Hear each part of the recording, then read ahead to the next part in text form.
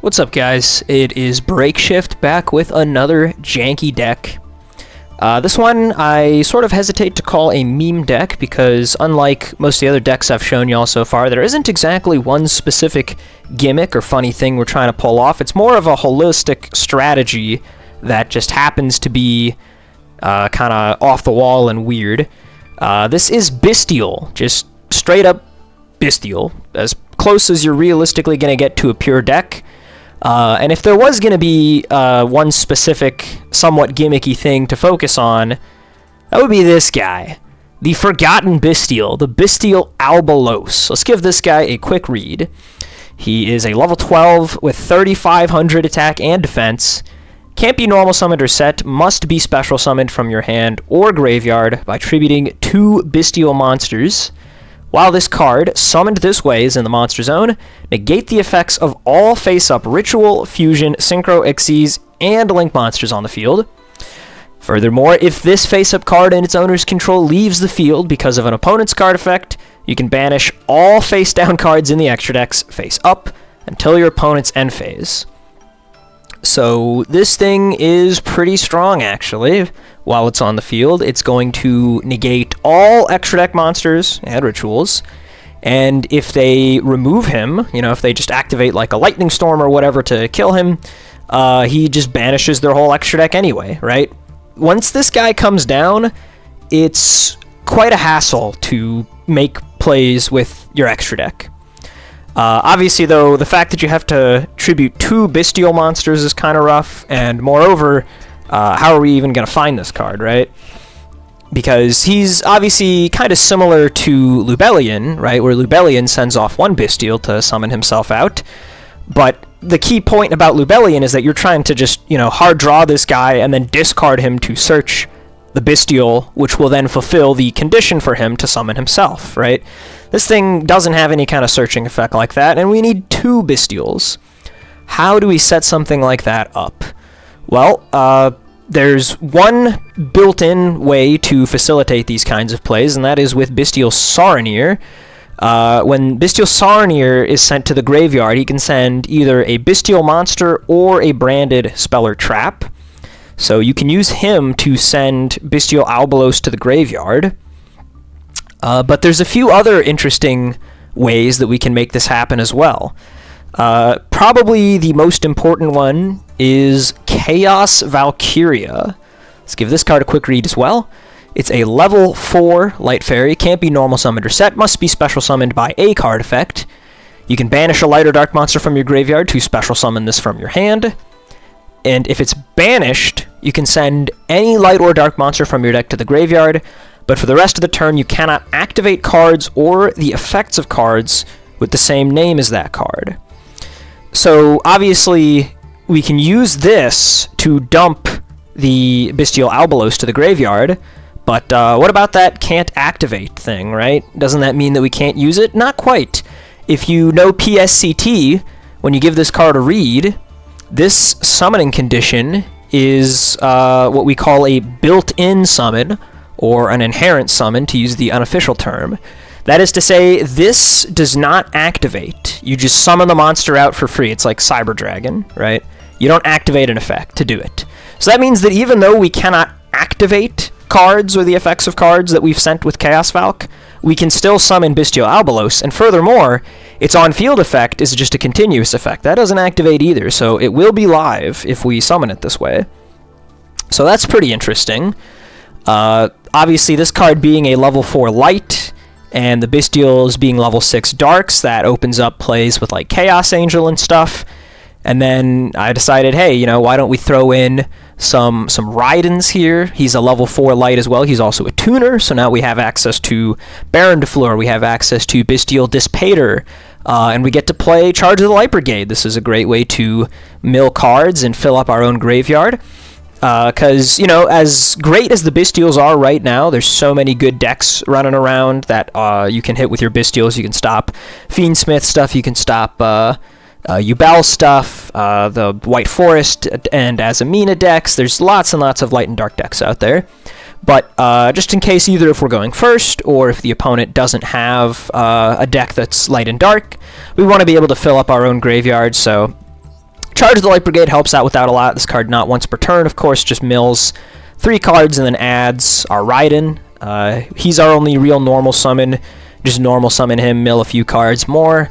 We also play Tearlament's Sheeran. This is just a decent little extender from the hand that mills some more cards, and the discard that she has, she sends a monster from her hand to the graveyard to summon herself. That's pretty useful as well if you draw your Albalos, right? You'd rather have that in the graveyard, or you can discard stuff like your Saronir to trigger his effect to dump. Pretty handy, besides just the milling of 3 as well. That's quite good. And we're even on Reasoning as well. Reasoning is a pretty good way to fill up the graveyard, because almost never does the opponent call 6. Right, like 4 obviously is a common choice. Some people remember from back in Infernoids, and you'll see 1 show up every now and then, or like maybe they're afraid of like Snake Eyes or something, I don't know.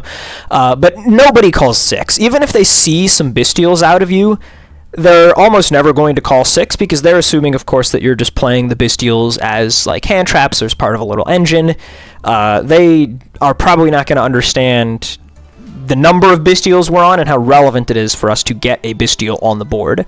So very frequently this will get you a Bystial to the board pretty much for free, and of course it can mill all of these cards, the Lubellion and the Albalos, as well as the Chaos Valk, because they can't be normal summoned or set, so that's just like free graveyard setup.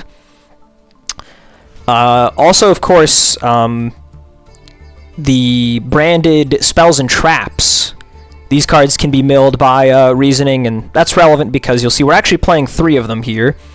We're playing Befallen. This is the weirdest one. You're probably not used to seeing this one, but it matters to us a lot. Once per turn, when your opponent activates a card or effect that targets 1 Bystial monster you control and no other cards, or if they activate a card or effect in response to the activation of your Bystial, you can target a light or dark in either graveyard, banish it, and then if you do, negate that activated effect. This stops a few key things. Most notably is Imperm on Albalos, because Imperm's everywhere, and as strong as this card is, if they just start their turn by Imperming it, well, now his on-field effect is offline, and he didn't actually leave the field, so you don't get to banish the stuff out of their extra deck. This also just helps with any other random targeting thing they might have to try and get rid of your Albalos. This is just a really good way to insulate him. And don't forget that Branded Beast, besides having the effect that most people know about, the tribute a dragon to target a card and pop it, has the end phase effect where you can also target a branded continuous spell or trap in the graveyard and place it face up on the field. So if you mill either Befallen or Regained, then with your Lubellion, you can just place your Branded Beast instead, and then Branded Beast grabs one of the other 2 out of the graveyard. And you can set that up as well, of course, with the Saronir. We also play Starliege Seafort. I've just got 1 of this. Theoretically, you could maybe put a few more in if you wanted, but this card is a good mill because you can banish it from the graveyard to just add back a Lubellion. It's also not a half bad normal summon. You can discard one of the level 6 Bystials to just swap it out for a different one. So that's a good way to find your one of Magnemut. It's a decent way to trigger a Saronir. Pretty handy card. We also have this guy, Destrudo. Destrudo is another card where it's just a decent mill to help us play out of the graveyard if our hand might not be fantastic. Because while Albalos does specifically say you have to tribute Bystials, Lubellion does not. What he actually says is that you have to tribute a level 6 or higher Dark Dragon. Now, back when I first created this deck, we had Chaos Ruler, which was really, really strong, because you could tribute the Chaos Ruler for Lubellion, and frequently he would mill the Lubellion himself. We can't do that anymore, but we can still do some other stuff. So with Destrudo, we can go into this guy, Quibelt, I guess is how you say that, the Blade Dragon.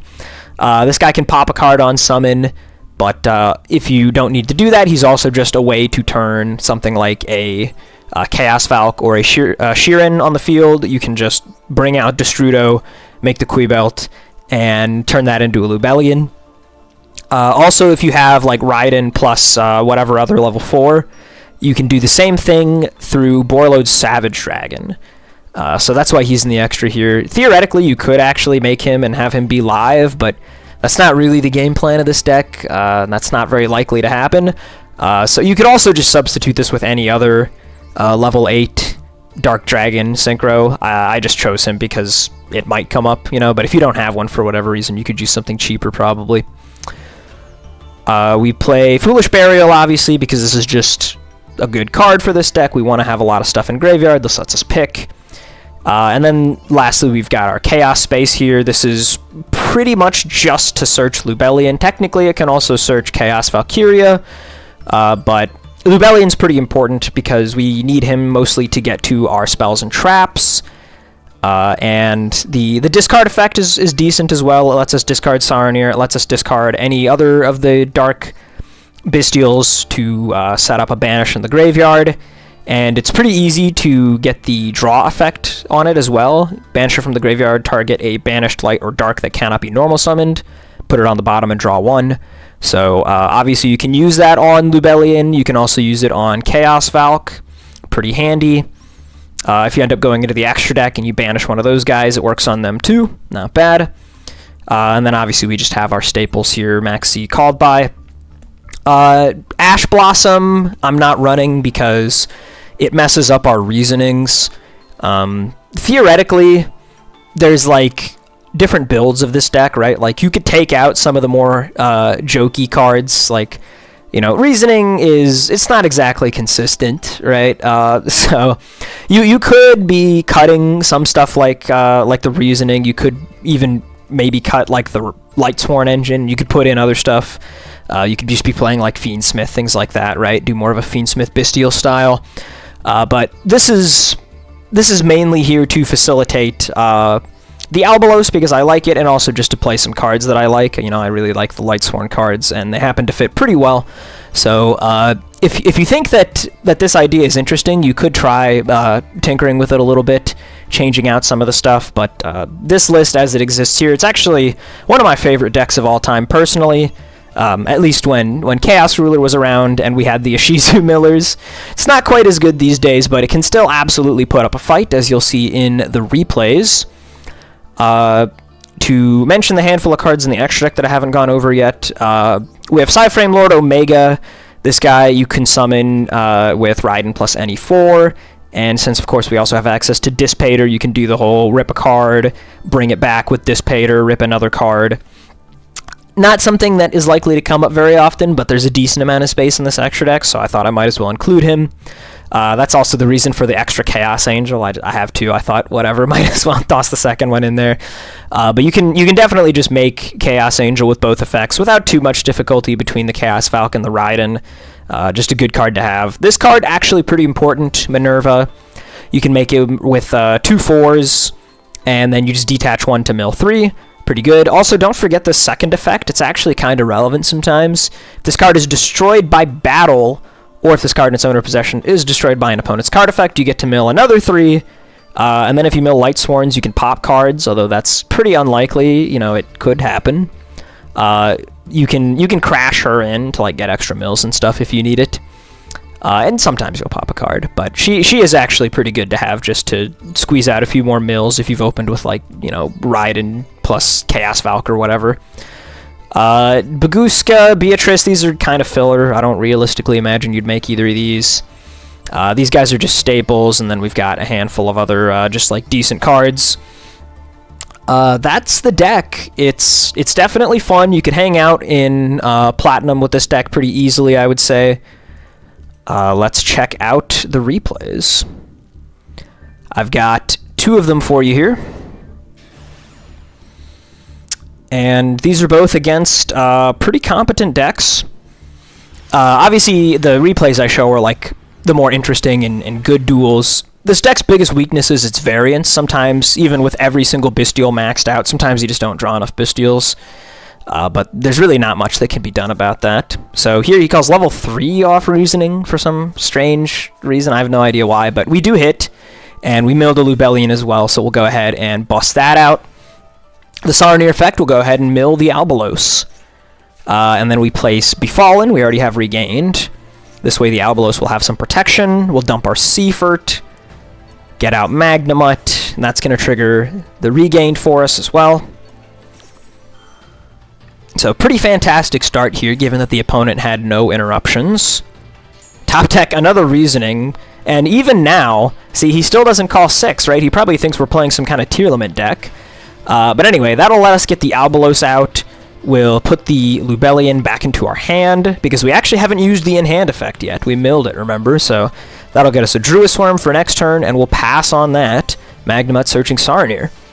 Pretty excellent board, if you ask me. The opponent is going to start with Foolish Burial Goods, and at this point it seems pretty clear that they're Sky Striker. I don't know what other deck would be playing this kind of stuff, and a pretty good Sky Striker opener as well. They've already got 3 spells in the graveyard. And then they're on the Slash Draw tech as well, apparently. See, linkage to confirm what we already suspected.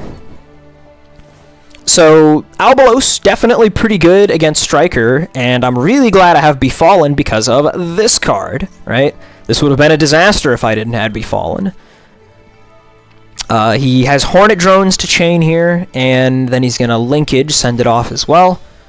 None of this is, like, super relevant necessarily, because, you know, remember, his cards are negated, but it is still in my interest to keep materials off of his field if possible. You know, in case he has something really big in the extra deck, even if it's negated, if they just make something big enough, they can punch the Albalos, or if they have, like, you know, Underworld Goddess or something. So I'm going to go ahead and just banish his thing. I'm going to keep him as low on cards as I can. And then he actually has Hidden Armory for Snatch Steal, of all things here. That's a crazy play. So I'm very glad I used the Baldrake earlier, because I'm not going to have the chance to now. He'll take my Albalos, he'll clear off the Baldrake, and he has a triple attack as the last card, so pretty crazy opener from the opponent.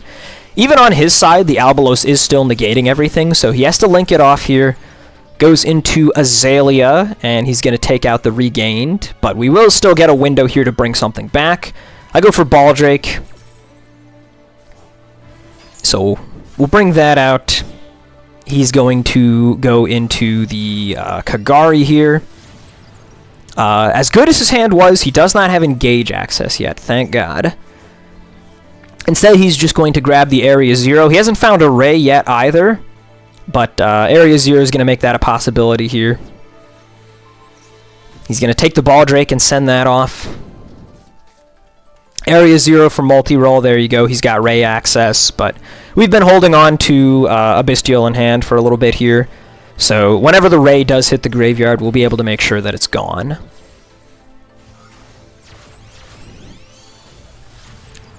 Zeke's going to come down here. This will get rid of the Druisworm conveniently for him, and I'm just going to instantly use the Saronir to get rid of Ray.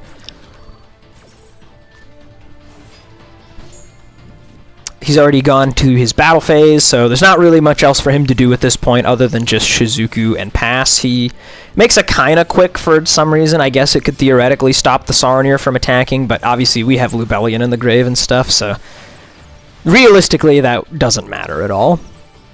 End phase Shizuku adds Eagle Booster for some reason. Bit of an odd choice, but it's not like he really had much else that he could add that would do much of anything.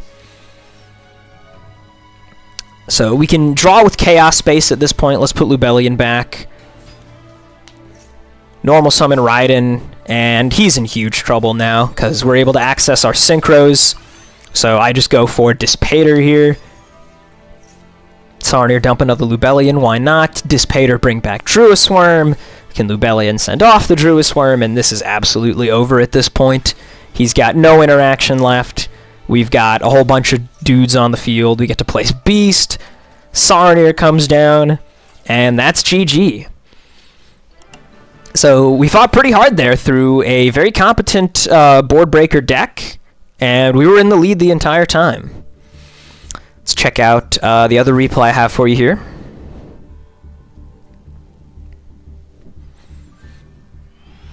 This one surprised me, even with how well I was able to do, given... Well, you're going to see what happens.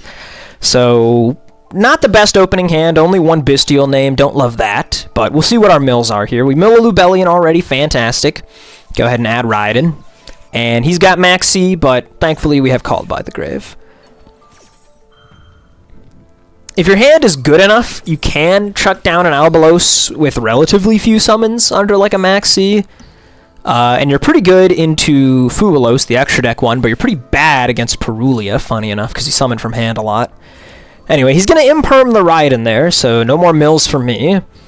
But luckily, we already milled that one Lubellion, so I'm going to banish it here for Chaos Valk, so that I can Chaos Space to draw. And you'll notice I actually didn't trigger Regained there as well, deliberately, so that I could use Chaos Space instead. We'll use the Regained effect later. So we're making Minerva, detach the Chaos Valk, that's important. He's going to Effect Veiler us, but now that the Chaos Valk is in the graveyard, we can banish that with Druis Worm, and then we can get her effect to dump from the deck. So we'll go ahead and do that, and at this point we'll use Regain, shuffle her back, chain her own effect. So we'll dump our Albalos. Not that we can use it yet, but we do top deck Lubellion, so the perfect thing to draw there, really. Go ahead and add the Magnemite. We can get rid of his Veiler, since he finally gave us a target. Swap out for Lubellion. And then he's going to nib us before we even get the chance to use the on-field Lubellion effect. Pretty rough, but that is going to trigger the other effect of Regained, and Druis Worm will get rid of the nib. So we get to bring back, and we'll have to pass on that. We get to add Baldrake. So that turn we played through Nib, Imperm, Veiler, and Max C. So our own board here, it's not the craziest thing ever, right? But we've got a Druis Worm, we've got Bystials in the graveyard, like the Magnemite here that we can bring back on Regained, and we've got Baldrake in the hand. So if he tries to go into the extra deck, we can banish that. We have the Druis Worm send. Pretty good, right? What's his remaining cards? He's got a Circular. So we'll trigger Regained here, and, well, you know, he drew the second Max C. Of course, that's still under Called by the Grave from the previous turn, but he forgot. I don't blame him. That was a crazy turn. Either way, just the Baldrake on the Sigma here will be enough to stop him. There's nothing for him to do anymore. And that is GG. So a pretty crazy showing in that duel.